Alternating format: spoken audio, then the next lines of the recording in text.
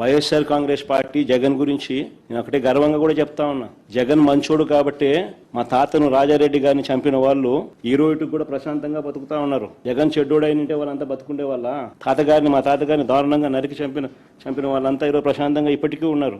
జగన్ నైజం ఎలాంటిది, జగన్ మనస్తత్వం ఎలాంటిది అని నిదర్శనం అది. మాకు నేర్పించింది రాజకీయాలు ఎలా చేయాలని మాకు నాన్న నేర్పించింది.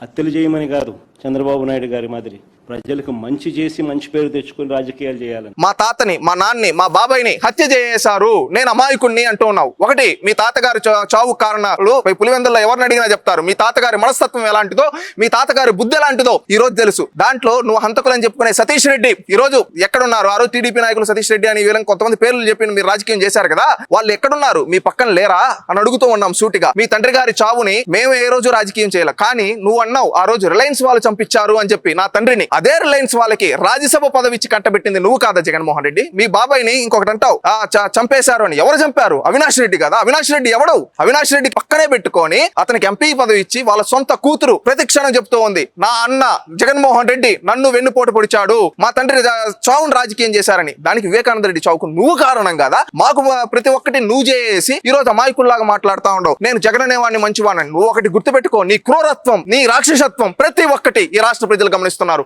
ఒకప్పుడు నువ్వు అధికారంలో ఉండేటప్పుడు ఏ తప్పు చేయని చంద్రబాబు నాయుడు గారిని 50 రోజులు కక్షపూరితంగా నువ్వు చేసింది, అది నీ కక్షపూరిత మనస్తత్వం. అదే విధంగా ఎంతో మంది ఆ రోజు అన్నమయ్య డామ్ దగ్గర కొట్టుకోకపోతే కనీసం మానవత్వం అనేది లేకుండా మాట్లాడిన నువ్వు ఈ రోజు మానవత్వం గురించి మాట్లాడుతున్నావా అని ఆంధ్రప్రదేశ్ రాష్ట్ర ప్రజలు అడుగుతూ ఉన్నారు జగన్మోహన్ రెడ్డి గారు.